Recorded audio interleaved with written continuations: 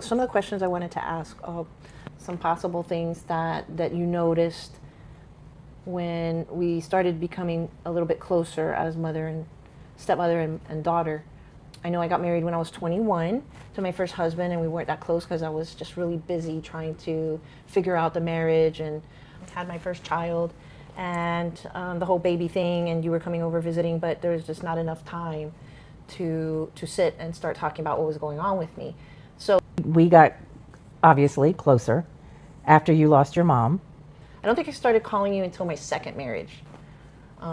When I remember my first time calling you and being so upset was about 2000. How do you say that? 1999. Doesn't sound like it makes sense, but I was starting my marriage with my second husband, and it was hard, and I was already going through my cycles, and I had divorced my kid's father, and because of the undiagnosed disorder, and he couldn't take it, and we didn't know what was wrong, and I just thought it was better for everybody. I had gone through a series of a lot of struggles, but I started talking to you more in my second marriage. I remember my first call to you was I was so upset. I had moved into his house, and I just felt so jealous and threatened because I thought he was doing something that he probably wasn't doing. And I was calling you saying how hurt I was for the stupidest things, but I called you crying up a storm. And I think that was the first time I really involved you, just because my mom wasn't present. I don't remember where my mom was at the time. I think I've called my mom in the past, breaking down over things, and she just wasn't strong enough and would either hang up, tell me she had something to do, or she wasn't strong enough to hear me, because she would probably just go into some type of episode herself. So I started kind of calling you, and did you see me calling you more often? And did you see a cycle? You were calling me more often, and yes, I wouldn't hear from you for a couple of 3 weeks, and then I would hear from you. And it was either something that they did or something that they said, or you would call me more. And it was probably more towards the end of the month, because we would go a couple of weeks, maybe 2 or 3 weeks, and then I'd get a call. So I just figured it was just whatever was happening. Right. And we had talked about a little earlier that in my first marriage, which we weren't that close, I was so kind of in the thick of things with my first marriage, being married at 21 and raising the kids at 24 and 25. I was having some really hard cycles, and it felt like every month I wanted to leave the marriage. It was too much for me, raising the kids, learning the whole thing, his family being from another country. I felt like an outcaster. Yes, you did mention that a number of times. I did hear about that. And I was talking to my brother more than anybody in the family, and that's how my dad found out, because my brother would talk to my dad, and my dad would tell you. Yeah. And my dad, how did he tell you about that? Would have a conversation with your brother, and then afterwards, of course, we would talk about what they talked about. I heard about the situation of some of the things that you had done, and that talking about your guilt and how badly you felt about doing some of the things that you did when you were married. And your dad was worried because he felt like you had a good marriage. He was a good man. You had the 2 kids, and your dad loved you, and he just wanted you to be happy. And he was concerned about you, because I think there were a couple of times in there that said something about you not wanting to be around and felt like you wanted to kill yourself or something like that. And he was very concerned about you. And he's always been in every relationship that you've had, because of some of the things that we have talked about. It's hard to reflect on that. Of course it's hard to reflect on it. It's, anything. But what's amazing is now, at this age, being post PMDD and post menopause, because the menopause started at 52, which would mean I was losing my period. It took about a year to totally lose it, 53, and here I am almost 57. And really now is the calm time where I'm reflecting, and I don't have the symptoms as explosive. I'm able to actually look back and ask the questions and understand clearly, and it's a hard reflection. And eventually I'll let it go and just continue to realize it was an undiagnosed disorder. But up until now, it's a little bit of picking apart and wanting to get more understanding. And that's why I'm asking you, because I've never asked you before. And I never had the time or wanted to give it the time, but now I want to give it the time, because I feel like I have purpose, with maybe to help someone else that might not know what they're up against or what to look for or whatever. I'm 73 years old, and I never knew anything about it until you brought it up. I had no idea that there was a disease out there that cause so much havoc on an individual's body and mind, a female, when they go through their period. I mean, you hear about heavy flow and sick and not feeling good, but the mental and stress, or however you want to put it, on you, I had no idea that that's what was causing it until you were telling me about the disease. Right. And hopefully by talking to you, you can kind of just Oh, it's a much better understanding. give a different perspective. I mean, I would call in the 1990s and the 2000s and have this emotional breakdown, and it was cyclical. I'm sure it was starting to become more noticeable as we kept talking. And Obviously, absolutely. getting closer. And it became a pattern. Back to my first marriage, those cycles, they were so explosive in the 20s going into the 30s, because I think at that time, if I've researched properly, the hormones are just fluctuating real nice and high. They start, they go through their own flux in your 20s and your 30s and your 40s. This is what I'm looking back on and trying to give an alignment to for understanding. You're in your puberty, and then you're in your 20s, you're like, woo! And you're trying to have kids and all that stuff. So it was explosive for me, and not understanding drugs and alcohol came into the picture, which made everything 20,000 times worse. Right. And so I was wanting to end it. I'm not doing a good job. I'm not good enough.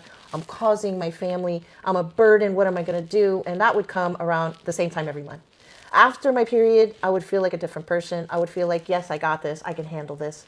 It was like you had euphoria. But the thing that sucks about it is just you have to press reset, and you have to start all over again. You have to clean up any mess that you might have created from that cyclone. Maybe sometimes it's less than the other months, but it was always something. Wait, on a lighter note, 1 month, okay, but depending upon the stress or what was going on in my life at the time, whether it's a new job or a second that was going to determine how explosive my symptoms were. Okay. So I know that, I did call you. I did call my brother. My brother tried to talk me out of a divorce almost every other month after the 4 years I was into my marriage, raising 2 children. And my family always tried to talk me down, because it was like my first marriage was God sent, and it was like a fairy tale. And I mean, we tried to work on it for 10 years, and it just got to a point where there was no understanding of the cycles. And it just,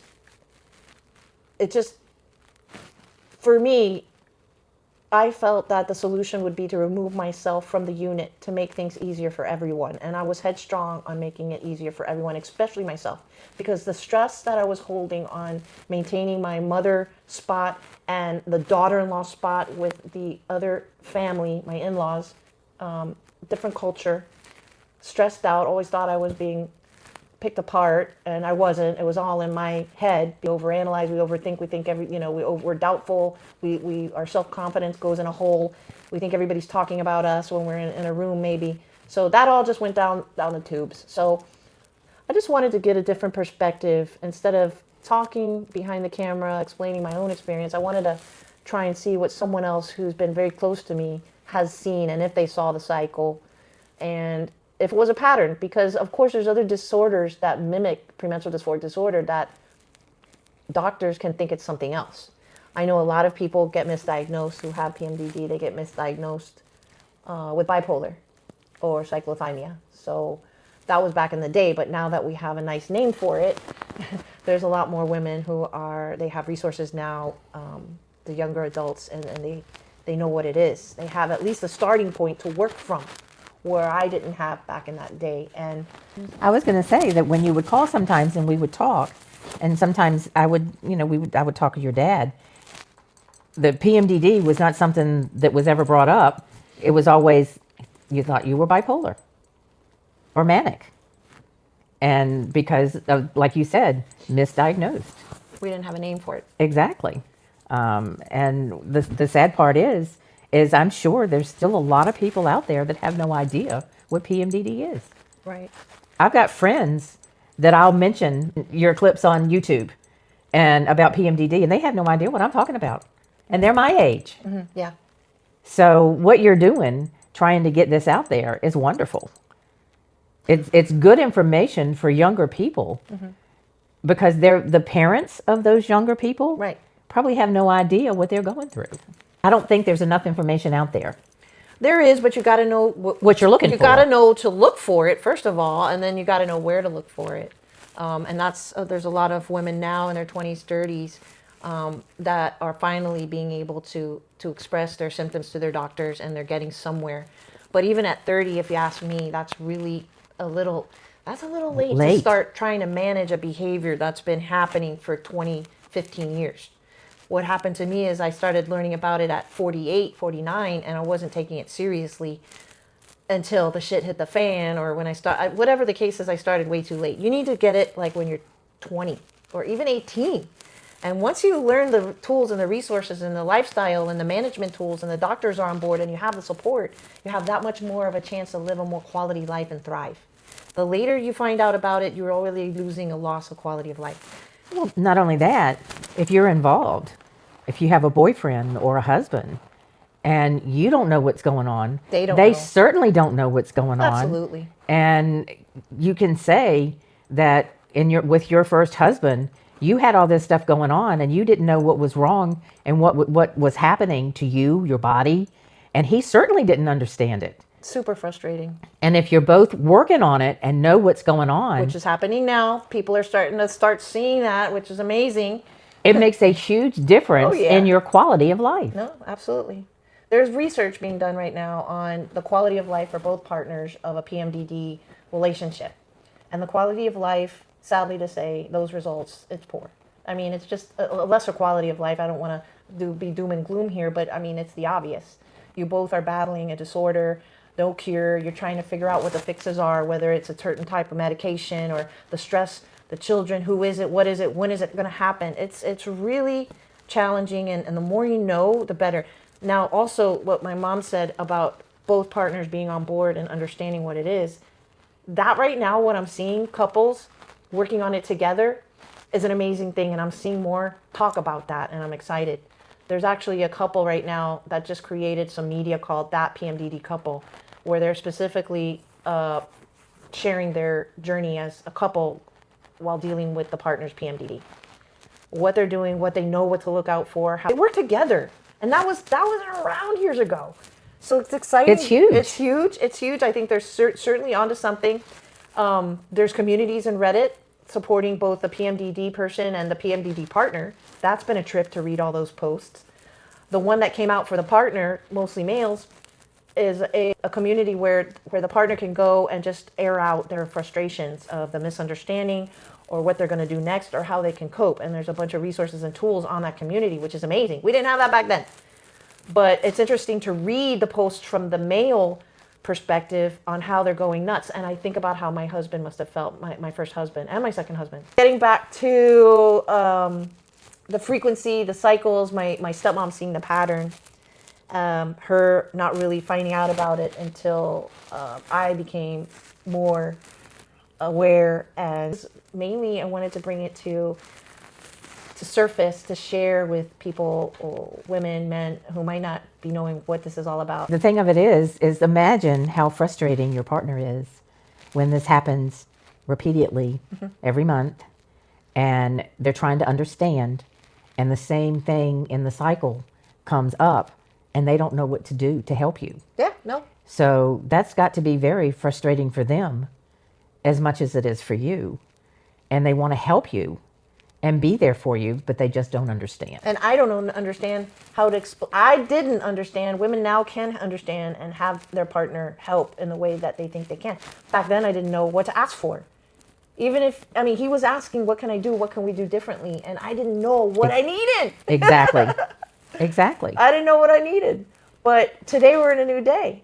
So when did you first notice that this is something she continues to have trouble with, and I'm concerned? And you just felt like one day it'll get better? Or what were you thinking? Well, I was hoping that one day it would get better. No question about it. I would say probably for the last 10 or 15 years, we've been going through this every month. And some months you're a little bit better than others. Some months you're more emotional.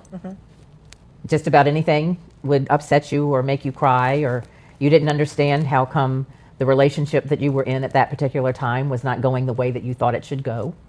and you would mention that they didn't understand you and that you felt like you were hurting them, and you would try, and you would say, oh, I'm doing so much better, and then the next week it would not be going so well. Right. And so it's been an ongoing thing in my awareness for at least the last 15 years.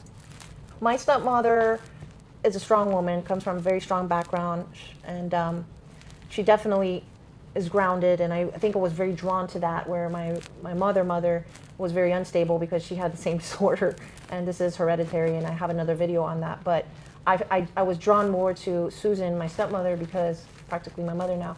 Well, she's always been my mother, but because she gave me that space and there's just so much, just like any parent with a grown adult can do. They have to stand back and let us figure it out for ourselves, and that's good.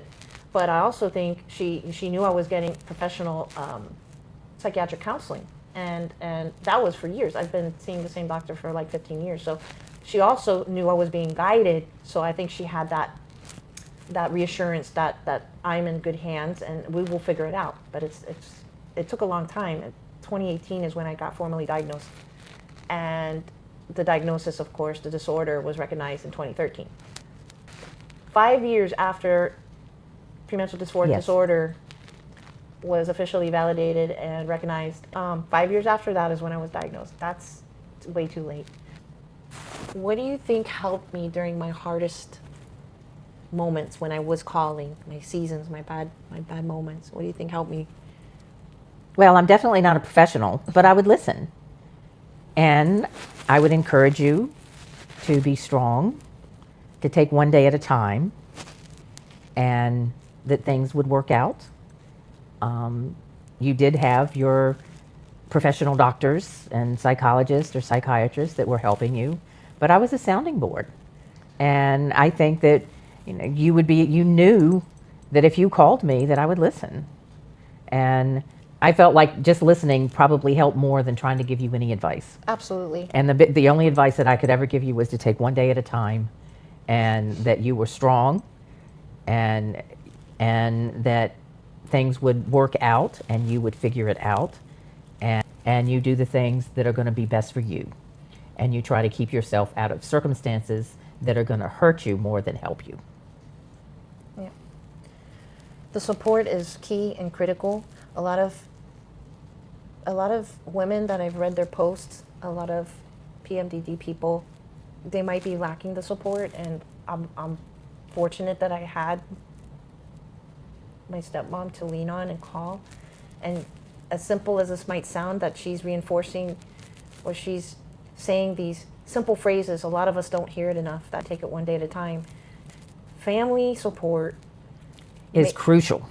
Some type of support system, and whether it's online, nowadays you have it. We didn't have it back then, but I had her. I had my stepmother, and she got me through so much. I'm just really fortunate I have her. And I think about the women now that are alone and feel alone and might not know or want to look for that support. You have to have the support system if you're going to float through this PMDD journey in the right direction. Hearing that I'm going to get through it and it's one day at a time, that's all I really needed to hear. And let somebody, and to have somebody listen to my crazy, chaotic, whatever it was I was going through, whether it be about a coworker who's just emailed me something crazy and I wanted to respond crazy. I called her and got her perspective, and she would just listen. She wouldn't say it was right, but she just said, wait 24 hours, and if you feel the same way, then you send that email. And she saved me a lot of times by just telling me to hang on. And now I know to tell you or anybody out there going through these struggles is you definitely want to wait out the storm before you make any serious decisions or react or talk to people without that filter. The support is crucial. And now you have Facebook page, you have Facebook communities, you have the Reddit communities, you have a lot of support. If you can't afford professional guidance, you can always lean back on the grassroots communities that are out there. Facebook, PMD has a support system on their website. Go check them out.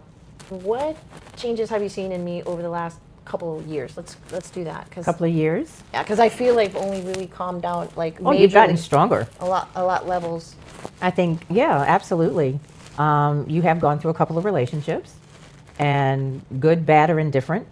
You've learned or gathered strength in yourself to handle situations that maybe have been worse in the past. You think it's because of the menopause? It could be. I think that helped. I definitely think it helped. I think that helped a lot. Absolutely. I don't have explosive symptoms like I did No. before. I think 51 and before, I was still suffering a lot in silence. Yeah. So definitely menopause. And, you know, again, not knowing everything about PMDD, That too. I thought that, oh, wow, things are going to get so much better once you go through menopause. And I did not know that you could still have those symptoms or feelings. And, you know, when it, sadly, it is, but you are handling things so much better. I think it's also definitely because of menopause. Of course, we stop our hormonal fluctuations as intensely. It's like minimal. I have researched that. My brain still has that sensitivity, like muscle memory. It still recognizes there's some type of something. Plus, living with this cycle for over 3 decades, my brain just has a memory of how I acted over and over again for over 3 decades every month around the same time. But it's not as severe. It's not as severe. The menopause, my stress level because of my work environment.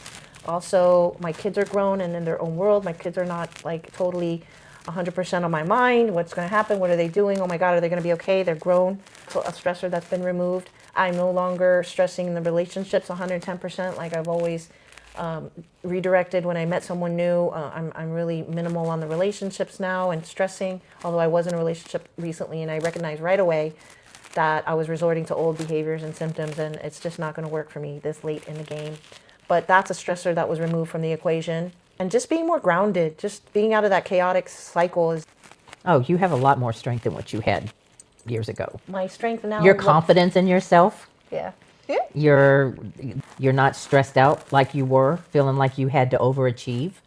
Not that you don't. That's because of a couple of things. I was in my 30s is when I started really career seeking and building. And in my mid 30s, I was climbing up the ladder, which is stressful as hell, depending upon what Absolutely. field you're working in. So that was a big stressor, and stress plays a big part of this disorder, because stress kicks off cortisol, mixes it with the hormone, everything gets all like a can, like this. And so I'm done with climbing up that ladder, and I almost started my doctorate.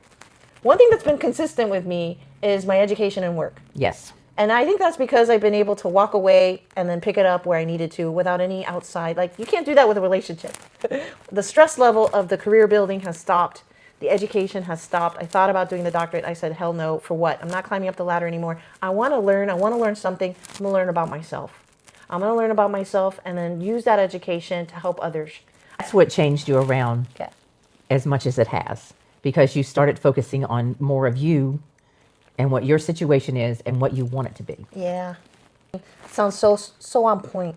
That's where I'm at right now. Making myself a priority and learning as much as I can about where I'm at today, where I was, where I'm at today, and where I want to be. I keep saying that. And where I want to be is helping others understand and steer clear of the triggers and the flags, move forward, float the boat straight, know what to do when the storms come in, prepare, be ready, and feel better and thrive. And I think one of the building blocks was to kind of have this conversation with my mom and see where she saw the patterns and just have a different perspective to share. So I hope you've enjoyed this. Thank you, Mom. I love you. I love you too, sweetheart.